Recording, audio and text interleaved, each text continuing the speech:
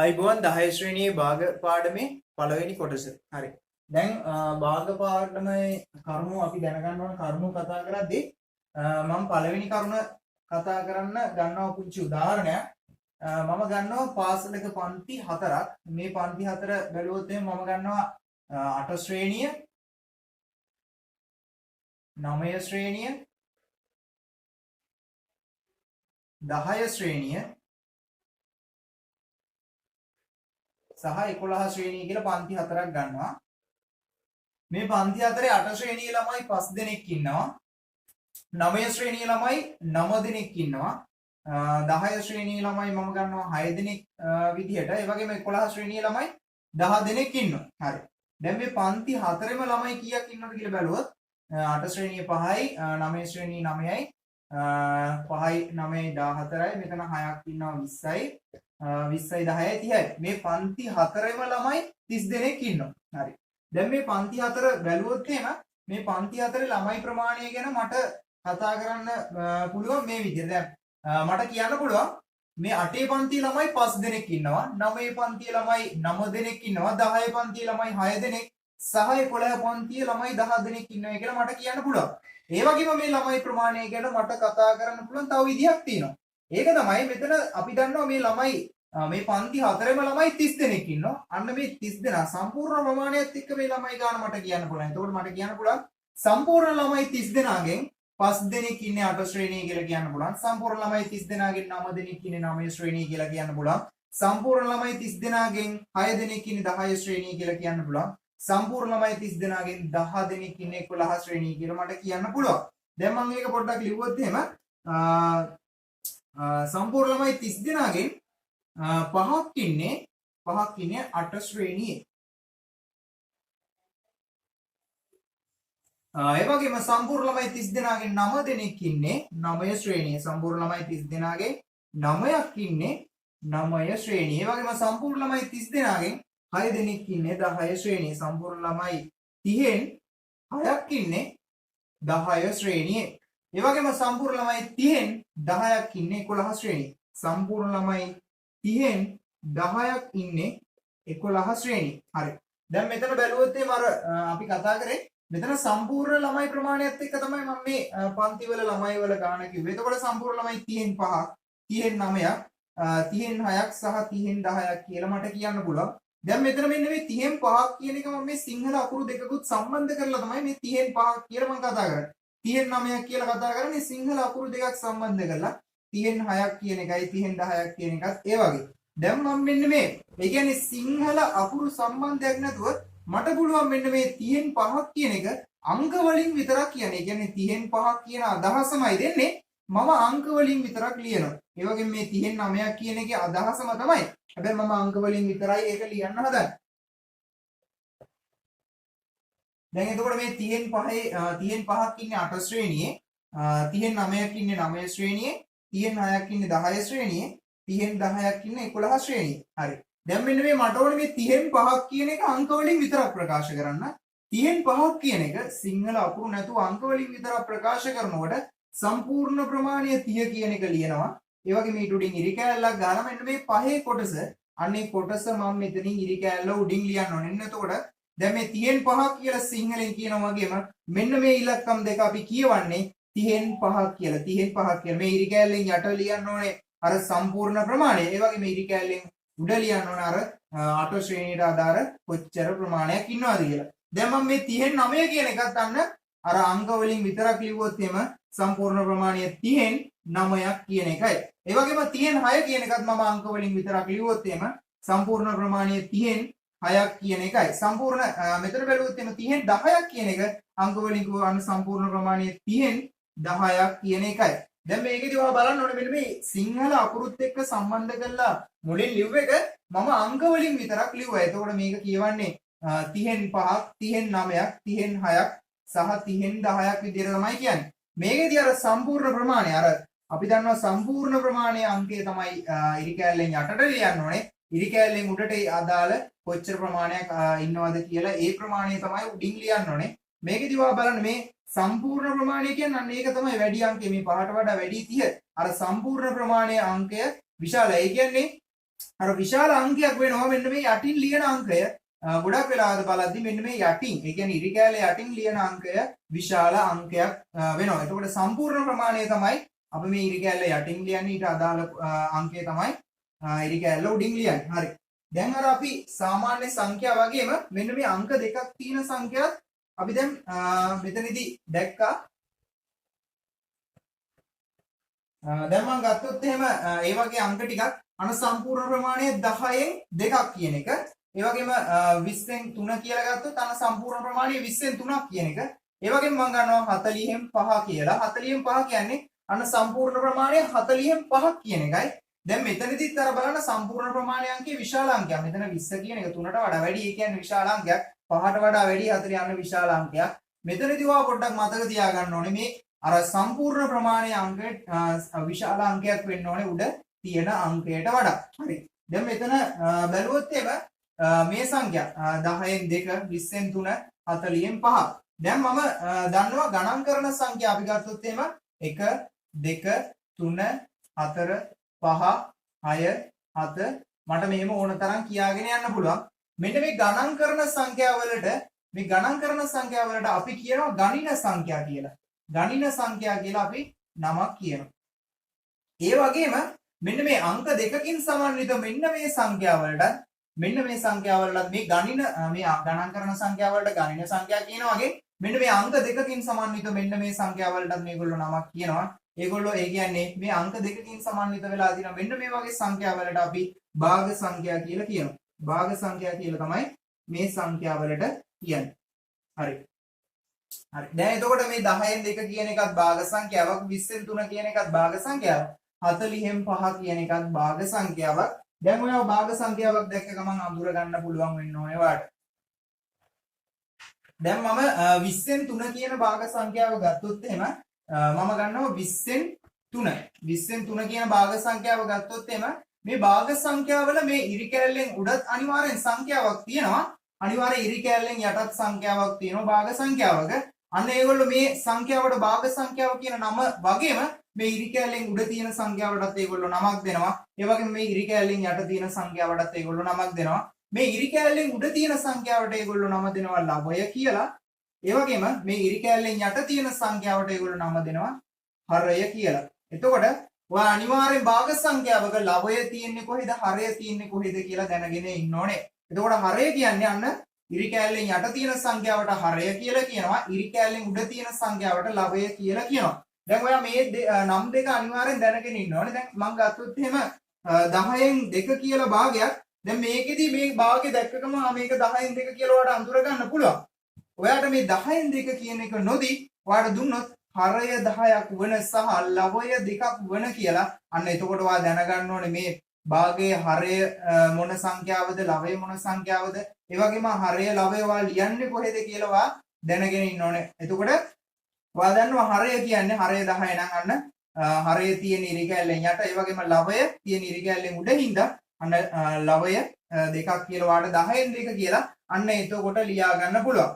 දැන් ඉතින් ඔයා අනිවාර්යෙන් දැනගෙන ඉන්න ඕනේ මෙතන ඒ කියන්නේ ඉරි කැලෙන් උඩ තියෙන සංඛ්‍යාව ලවය සහ ඉරි කැලෙන් යට තියෙන සංඛ්‍යාව හරය කියලා. ඒ වගේම ඔයා දැනගෙන ඉන්න ඕනේ මේ භාගය කියනකොට මේ සම්පූර්ණ ප්‍රමාණය වැඩි අගයක් වෙනවා මේ උඩ අගයට වඩා සම්පූර්ණ ප්‍රමාණයේ අගය මෙතන තියෙන ලවයේ අගයට වඩා. ඒ කියන්නේ හරයේ අගය වැඩි අගයක් වෙනවා. ඒ කරුණත් ඔයා මතක තියාගෙන ඉන්න ඕනේ. දැන් මම මෙන්න මේ වගේ ඒ කියන්නේ භාග ටිකක් ගත්තොත් එහෙම මම ගන්නවා 10න් 8 ඒ වගේම 8න් 3 9න් 2 කියලා. දැන් මෙතන බැලුවොත් අන්න මේ භාගවල මෙතන 10න් 8 අර සම්පූර්ණ ප්‍රමාණයගේ වැඩි අගයක් තමයි මෙතන සම්පූර්ණ ප්‍රමාණයගේ. අර ඒ කියන්නේ හරයගේ වැඩි අගයක්. මෙතන 3ට වඩා 8 වැඩි. ඒ කියන්නේ ලවයගේට වඩා හරයගේ වැඩි අගයක්. මෙතන 9න් 2 තියෙන අන්න මෙතන ලවයගේට වඩා හරයගේ වැඩි අගයක් තියෙනවා. දැන් මම කිව්වා මේ හරියටම භාගයක් ලියනවා නම් මෙතන මේ හරයගේ වැඩි අගයක් වෙන්න ඕනේ. කියන්නේ සම්පූර්ණ ප්‍රමාණය වැඩි අගයක් වෙන්න ඕනේ. හරියටම භාග ලියනවා නම් එහෙම වුණාට මට භාගයක් ලියා ගන්න පුළුවන් හරයගේ අඩු කරලා. ඒ කියන්නේ හරිම භාගයක් එහෙම වුණාට මට ලියන්න පුළුවන් එහෙම නැතුව. දැන් මම ලිව්වොත් එහෙම 5න් 6 කියලා. දැන් මෙතන මේ භාගය ලියවෙනවා. එතකොට 5න් 6 කියන්නේ එතකොට මෙතන බැලුවොත් අන්න හරය අඩු සංඛ්‍යාවක්. 6ට වඩා 5 අඩුයි. අන්න එතකොට හරය අඩු අංකයක් තමයි මම මෙතන ලියලා තින්නේ.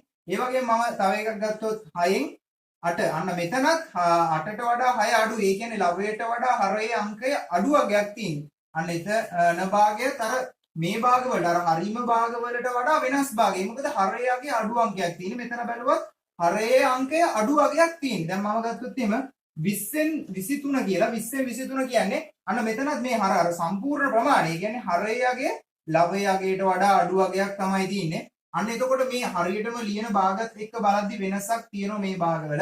ඒ මොකද්ද? හරයගේ අඩු අංකයක් තියෙන්නේ. මේ හරියටම ලියන භාගවල ඒ කියන්නේ සම්පූර්ණ ප්‍රමාණය හරයගේ වැඩි අංකයක් වෙන්න ඕන.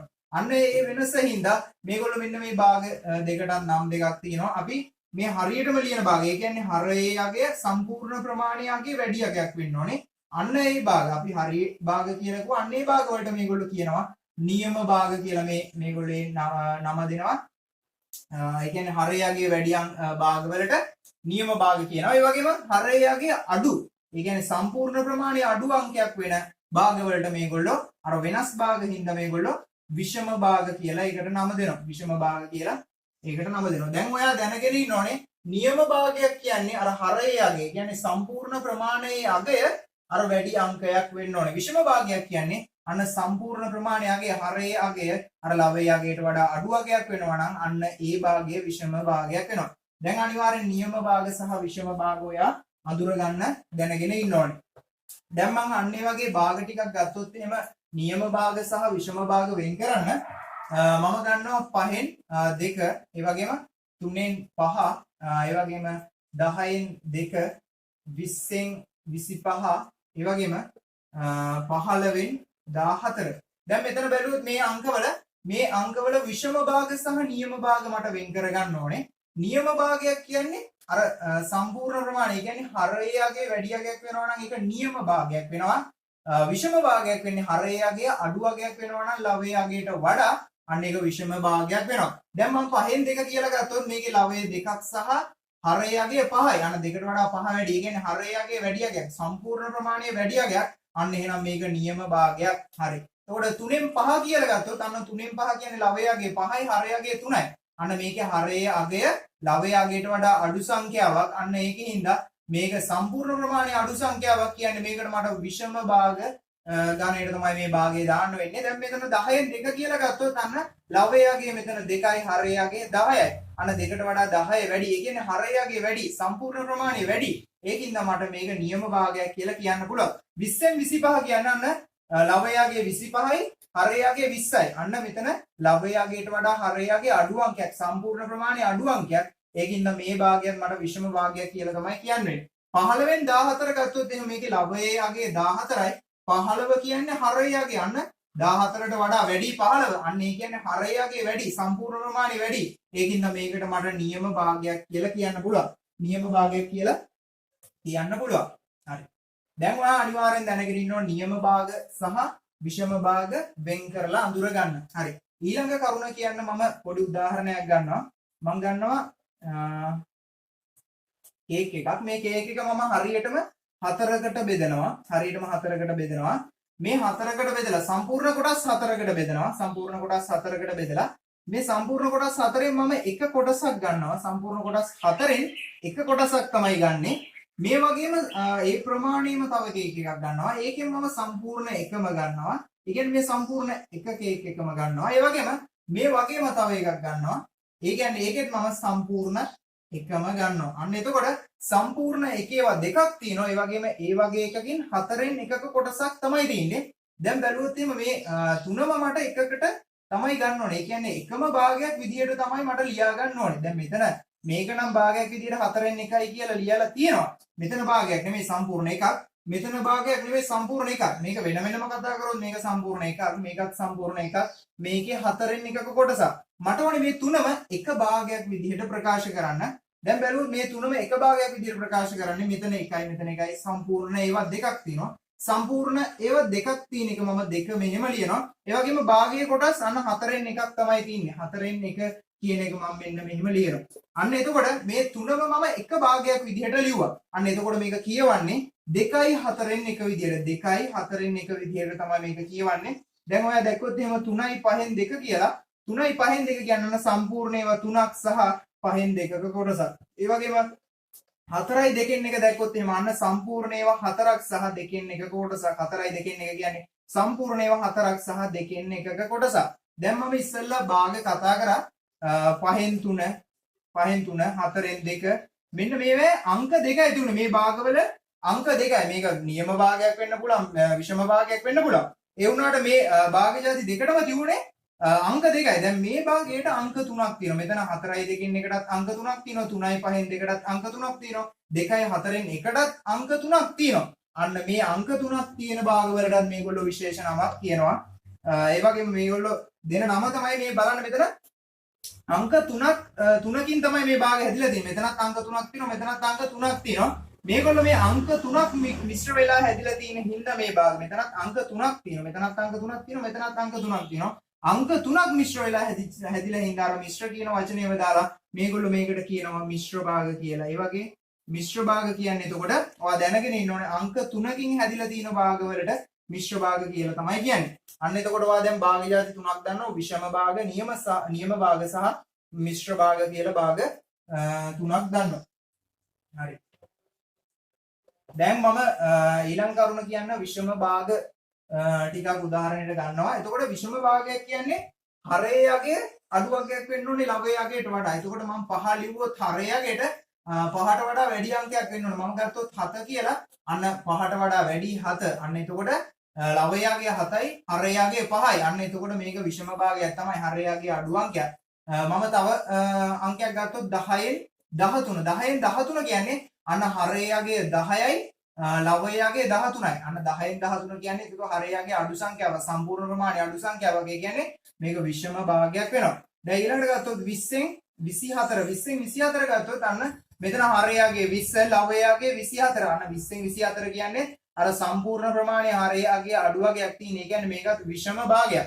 දැන් මම ගත්තොත් එහෙම අර උදාහරණයට ගත්තා වගේ සම්පූර්ණ මේ කේක් එක කරගෙන මම මේක දෙකට බෙදුවොත් එහෙම මේක දෙකට බෙදලා සම්පූර්ණ මට මේ කොටස් දෙකම මම ගත්තොත් මේක දෙකට බෙදලා සම්පූර්ණ කොටස් දෙකෙන් දෙකම ගත්තොත් එහෙම සම්පූර්ණ කොටස් දෙකම ගත්තා කියන්නේ සම්පූර්ණ එකම ගත්තා වගේ තමයි. ඒතකොට මේ දෙකට දෙක කපලා ගිහලා උත්තරේ එකයි. සම්පූර්ණ එකම ගත්තා වගේ තමයි. ඔයා බලන්න මෙතන මේ 5න් 7 කියලා සංඛ්‍යාවක් තියෙන. මේ විෂම භාගයේ 5න් 7 කියලා සංඛ්‍යාවක් තියෙන. 5න් 5ම වුණා නම් අන්න සම්පූර්ණ එකක්.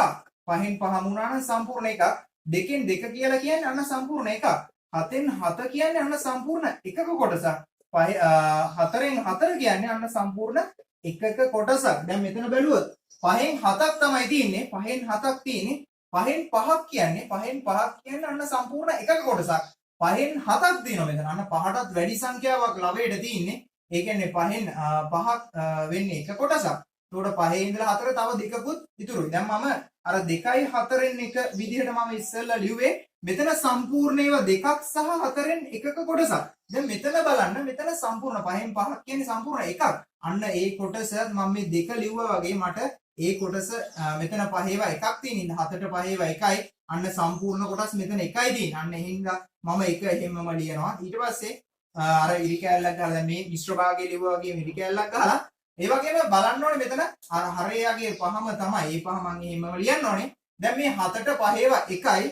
7ට 5 ඒවා එකයි. ඉතුරු දෙකක් තියෙනවා. 5 ඉඳලා 4 දෙකක් තියෙනවා. අන්න ඒ දෙක මම ඉරි කැලලෙන් උඩ ලියන්න ඕනේ. එතකොට බලන්න මේ විෂම භාගයක් මේ භාගයේ 5න් 7 කියන්නේ විෂම භාගයක්. අන්න ඒ භාගය මම මිශ්‍ර භාගයක් විදිහට ලියාගත්තා. මෙතන මිශ්‍ර භාගය අංක 3ක් එක ලිව්වනම් අන්න ඒක මිශ්‍ර භාගයක් වෙනවා. එතකොට මේ විෂම භාගය මම මිශ්‍ර භාගයක් විදිහට ලියලා තිනවා. දැන් මේ 10න් 13 ගත්තොත් 10න් 10 කියන්නේ සම්පූර්ණ එකක කොටසක්. 10න් 13ක් තියෙන. ඒ කියන්නේ 10ටත් වැඩි සංඛ්‍යාවක්. 10 ඉඳලා බැලුවොත් තව 3කුත් තියෙනවා 13ට. ඒ කියන්නේ 10න් 10 කියන්නේ අන්න සම්පූර්ණ එකක්. මෙතන සම්පූර්ණ එකක් තියෙනවා. ඒක මම අර මිශ්‍ර භාගයේ අර පැත්තෙන් ලියන සංඛ්‍යාව ලියනවා. ඒ වගේ මිරි කෑල්ල ගාලා මෙතන හරයගේ 10 එහෙනම් මම 10 හැමම ලියන්න ඕනේ. අන්න 10 වරක් එක 10 13ට 10 ඒවා එකයි. 10 ඉඳලා 3ට තව ඉතුරු 3ක් තියෙනවා. අන්න ඒ 3 මම මේ ඉරි කෑල්ලෙන් උඩ ලියන්න ඕනේ. එතකොට මේ විෂම භාගය 10න් 13 කියන විෂම භාගය මම 1යි 10න් 3 කියන මිශ්‍ර භාගයක් විදිහට ලියලා තියෙනවා. තව විෂම භාගයක් තියෙනවා 20න් 24 කියලා. 20න් 24 ලිව්වොත් 20න් 20 නම් 20න් 20 කියන්නේ අන්න සම්පූර්ණ එකක කොටසක්. අන්න එතකොට මෙතන 20න් 20 විතරක් නෙමෙයි මෙතන 20න් 24ක් දෙන. ඒ කියන්නේ හතරකුත් වැඩිපුර තියෙනවා. අන්න ඒ කියන්නේ 20න් 20 කියන්නේ සම්පූර්ණ එකක් තියෙනවා. මම ඒක මෙහෙම ලිව්වොත් එහෙම ඊට පස්සේ මේ හරයගේ තියෙන 20 අන්න 20 කියන සංඛ්‍යාව මම හරයට ලියනවා. 20 වරක් එක 20යි. අන්න 24ට 20 ඒවා එකක් තියෙනවා. ඒ වගේම හතරක් ඉතුරුව තියෙනවා. ඒ හතර මම ඉරි කෑල්ලෙන් උඩ ලියන්න ඕනේ. එතකොට බලන්න මේ 20න් 24 කියන විෂම භාගයක් මම මිශ්‍ර භාගයක් හැටියට ලිව්වා. දැන් ඔයා දැනගන්න ඕනේ මෙතන විෂම භාග කියන එක අපිට මිශ්‍ර භාග කරලා ලියා ගන්න පුළුවන්. ඒකෙදි අපි කරේ දැන් 5න් 7 මේ 5න් 7 කියන එකේ මිශ්‍ර භාගයක් කරේ 7ට 5 ඒවා එකයි තියෙන්නේ. හරේ අංකය මම එහෙමම 5 ලියන්න ඕනේ. 7ට 5 ඒවා එකයි. 5 වරක් එක 5යි. 5 ඉඳලා 4ට දෙකක් ඉතුරු යන්නේ. දෙක මම උඩින් ලියන්න ඕනේ. ඒ වගේම 10න් 13 කියන එකේ අන්න 13ට 10 ඒවා එකයි. අර 10 හරයගේ මම එහෙමම ලියන්න ඕනේ. 10 වරක් එක 10යි 13 ඉඳලා 10 ඉඳලා 13ට 3ක් තියෙනවා. අන්න ඒ තුන මම ලියන්න ඕනේ ඉරි කැලේ උඩ. එතකොට මෙතන 20න් 24 ගත්තොත් එහෙම 24ට 20 ඒවා එකයි. 20 වරක් එක 20යි 24ට 20 ඉඳලා 4ක් තියෙනවා. ඒ ඉතුරු 4 මම එහෙමම ලියන්න ඕනේ. දැන් මට පුළුවන් වෙන්න ඕනේ මේ විෂම භාගයක් දැක්කාම මේක මිශ්‍ර භාගයක් කරලා ලියන්න පුළුවන් වෙන්න ඕනේ අනිවාර්යෙන්. දැන් ඊට පස්සේ මෙතන මේ මිශ්‍ර භාගයක් කරා නම් විෂම භාගය මිශ්‍ර භාගයක් කරා නම් අනිවාර්යෙන් මේ මිශ්‍ර භාගයත් විෂම භාගයක් කරන්න පුළුවන් වෙන්න ඕනේ. එතකොට මම මේක මේ මිශ්‍ර භාගය විෂම භාගයක් කරන්න. එතකොට 5 මම එකෙන් ගුණ කරනවා. 5 එකෙන් ගුණ කරාම 5 වරක් එක 5යි. මේ පහට මෙන්න මෙතන තියෙන 2 කියන සංඛ්‍යාව එකතු කරොත් 5යි 2යි 7යි. අන්න 7 කියන සංඛ්‍යාව මම ඉරෙන් උඩ දාන්න ඕනේ. ඒ වගේම හරයට තියෙන සංඛ්‍යාව 5. අන්න ඒ සංඛ්‍යාව මම 5 එහෙමම දාන්න ඕනේ. අන්න මේ විෂම භාගයේ හැටියට මට 5න් 7ක් තමයි ආවේ. හරි මේ විෂම භාගය තමයි 5න් 7. එහෙනම් මම මේ 5න් 7 මේ විෂම භාගය කරපු විදිය හරි. එතකොට මේ යට තියෙන සංඛ්‍යාව ඉරි කැලේ යට තියෙන සංඛ්‍යාව මේ සංඛ්‍යාවෙන් ගුණ කරන්න ඕනේ. 5 වරක් එක 5යි. 5ට 2ක් එකතු කරාම 7යි. ඒ වගේම මේ හරේ අංකය මම එහෙමම ලියන්න ඕනේ. දැන් 1යි 10න් 3 කියන එක මම විෂම භාගයක් තමයි මට මේක කරන්න ඕනේ. එතකොට 10 එකෙන් ගුණ කරන්න ඕනේ. 10 වරක් එක 10යි. 10ට 3ක් එකතු කරන්න ඕනේ. 10ට 3ක් එකතු කරාම 13යි. 13 ඉරි කැලලක් ගහලා ඒ වගේම ඉරි කැලෙන් යටට එන්න ඕනේ. මෙතන හරේ තියෙන අංකය 10 යන්නේ නම් 10 තමයි එන්න ඕනේ. අන විෂම භාගය හැටියට 10න් 13 ආවේ.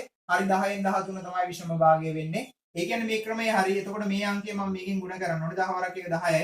10ට 3ක් එකතු කරාම 13යි. ඒ වගේම හරේ අංකය මම එහෙමම ලියන්න ඕනේ.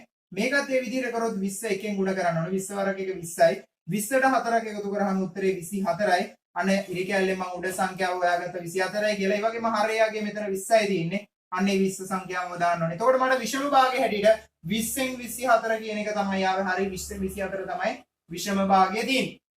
දැන් ඔයාලට විෂම භාග ටිකක් දීලා කිව්වොත් එimhe මිශ්‍ර භාග කරන්න කියලා කිසි ප්‍රශ්නයක් නැතුව මිශ්‍ර භාග කරන්න පුළුවන්. ඒ වගේම මිශ්‍ර භාග ටිකක් ඔයාලට දීලා කිව්වොත් එimhe විෂම භාග කරන්න එතනදිත් ඔයාලට ඒ දේ කරන්න පුළුවන් වෙන්න ඕනේ. හරි.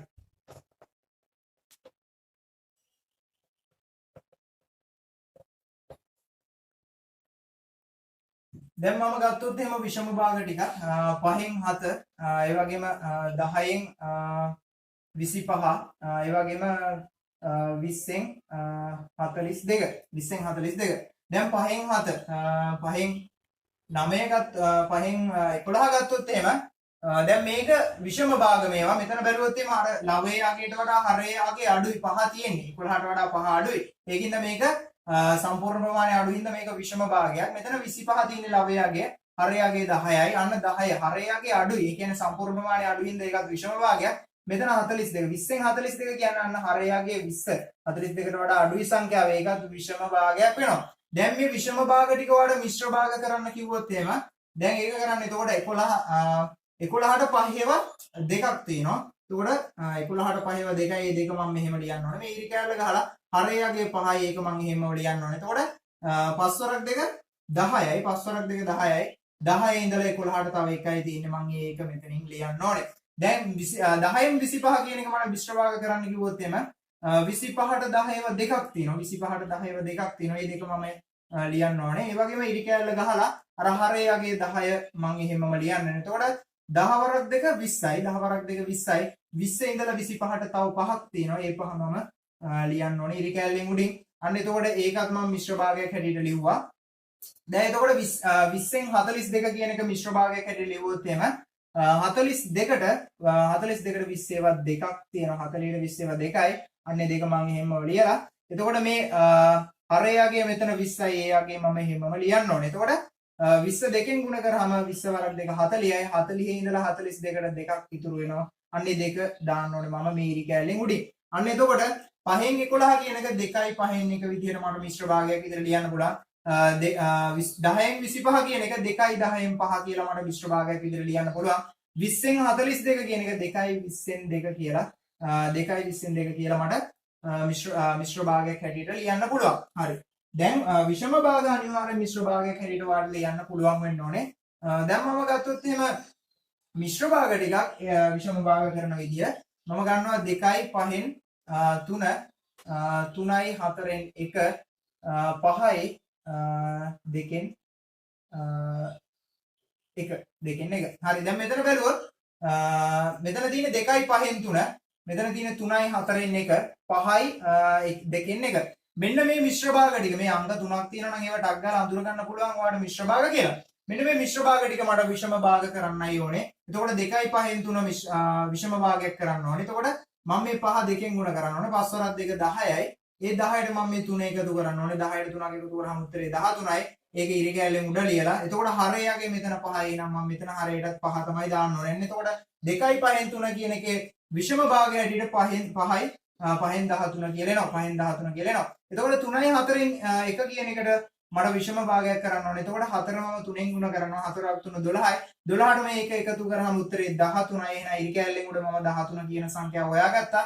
ඒ කියන්නේ මෙතන හරයට ලියන්න තියෙන්නේ 4 කියන සංඛ්‍යාව වෙනම් 4 සංඛ්‍යාව මෙතනත් මම හරියට ලියන්න ඕනේ. එතකොට 3යි 4න් 1 කියන එක විෂම භාගයක් කරාම 4න් 13 තමයි එන්නේ. 4යි 13 තමයි එන්නේ. එතකොට මෙතන 5යි 12න් 1 කියන එක 5යි 12න් 1 කියන එක මට ඕනේ මිශ්‍ර භාගයක් කරන්න. ඒකෙදිත් මම මේ 2 5න් ගුණ කරන්න ඕනේ. දෙවරක් 5 10යි 10ට එකක් එකතු කරාම උත්තරේ 11යි.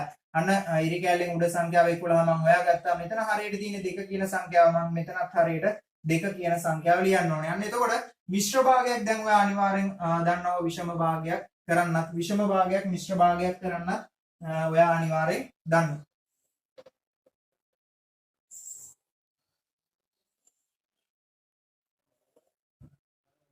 හරි. දැන් මෙතන 20න් 4 කියන මම සංඛ්‍යාව ගත්තොත් එහෙම 20න් 4 කියන සංඛ්‍යාව මේ භාගය ගත්තොත් එහෙම මෙතන ලවයට තියෙන්නේ අංක 4. ඒ කියන්නේ ලවයට තියෙන අංක 4 මෙතන හරයට තියෙන්නේ අංක 20. අන්න හරයේ අංකය 4ට වඩා මෙතන 20 කියන එක වැඩි. ඒ කියන්නේ හරයේ අංකයේ වැඩි අගයක් තියෙනවා. අන්න එතකොට මේක නියම භාගයක් වෙනවා. හරයේ අංකය වැඩි අගයක් තියෙන මෙතන නියම භාගයක් තමයි එහෙනම් මේ තියෙන්නේ. දැන් මෙතන බැලුවොත් හරයේ අංකය මං කිව්වා වැඩි අංකයක් තමයි වෙන්න ඕනේ. හරයේ අංකය වැඩි අංකයක් තමයි වෙන්න ඕනේ. මෙතන ලවයේ අංකය කුඩා අංකයක් වෙන්න පුළුවන් මේ 20ට වඩා මෙතන තියෙන අංකයට වඩා කුඩා අංකයක් වෙන්න පුළුවන්. මෙතන තියෙන අංකයට වඩා කුඩා වෙන්න පුළුවන් උපරිම අඩුම අංකය වෙන්නේ මේ 4 නෙවෙයි 3 වෙන්න පුළුවන්. තව තියෙන සංඛ්‍යා 2 වෙන්න පුළුවන්. උපරිම කුඩා අංකය 1. එතකොට 20න් 1 තමයි මේ ලවයට ගන්න පුළුවන් කුඩාම අංකය. 20න් මෙතන 1 කියන සංඛ්‍යාව තමයි ලවයට ගන්න පුළුවන් කුඩාම අංකය.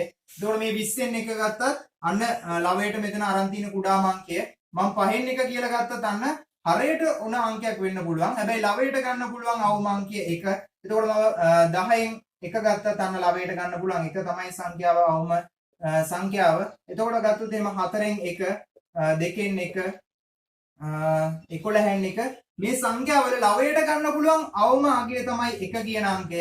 අන්න මේ ලවයට 1 කියන අංකය අවම අංකය ගන්න පුළුවන් හින්දා මේගොල්ලෝ මෙන්න මේ මොකක් හරි සංඛ්‍යාව ලවයට අංක 1 තියෙනවා නම් මේ භාගවල ලවයට අංක 1 තියෙනවා නම් අන්න මේ භාගවලට ඒගොල්ලෝ විශේෂ නමක් දෙනවා. දැන් මේ භාග බැලුවොත් 20න් 1 මේකෙදි 1ට වඩා 20 වැඩි. ඒ කියන්නේ හරය අංකය වැඩි. මේක නියම භාගයක් තමයි. මේකත් නියම භාගයක්. මේ හැම එකක්ම බැලුවොත් නියම භාගයක්. ඒ වුණාට මේගොල්ලෝ ලවයට 1 කියන සංඛ්‍යාව තියෙන හින්දා මේගොල්ලෝ ඒකට තවත් විශේෂ නමක් දෙනවා. ඒ කියන්නේ මේ එක සංඛ්‍යාව ලවයට තියෙන හින්දා මේගොල්ලෝ මේ 1 කියන නමම පාවිච්චි කරලා මේගොල්ලෝ මේ ලවයට 1 තියෙන භාගවලට ඒකක භාග කියලා මේගොල්ලෝ නම දාලා තියෙනවා. එතකොට දැන් මේ වගේ 20න් 1 කියලා දැක්කොත් එහෙම මේක භාග මොන භාගයක්ද කියලා අහුවොත් එහෙම 20න් 1 කියන එක හරයාගේ වැඩි තමයි. එකට වඩා වැඩි තමයි මේක නියම භාගයක්. ඒ වගේම මේ එක ලවයට එක තියෙන හින්දා අර නියම භාගයක් කියනවට වැඩිය මේගොල්ලෝ ඊටත් වඩා නමක් දීලා තියෙනවා ඒකක භාග කියලාවා කියන්න ඕනේ අනිවාර්යෙන් මේක ඒකක භාගයක් කියලා. දැන් ඔයා ඒකක භාග අඳුර ගන්න අනිවාර්යෙන් දැනගන්න ඕනේ විෂම භාග, මිශ්‍ර භාග සහ නියම භාග කියන භාග නම් දැනගෙන ඉන්න ඕනේ. ඒ වගේම ඒ භාග අඳුර ගන්න පුළුවන් වෙන්න ඕනේ. මිශ්‍ර භාගයක් විෂම භාගයක් කරන්න දැනගෙන ඉන්න ඕනේ. ඒ වගේම විෂම භාගයක් මිශ්‍ර භාගයක් කරන්න ඔයා දැනගෙන ඉන්න ඕනේ. හරි. මේ කරුණු ටික තමයි මේ වීඩියෝ එකේදී කතා කරන්නේ. එහෙනම් ඊළඟ වීඩියෝ එකේදී හම්බ වෙමු.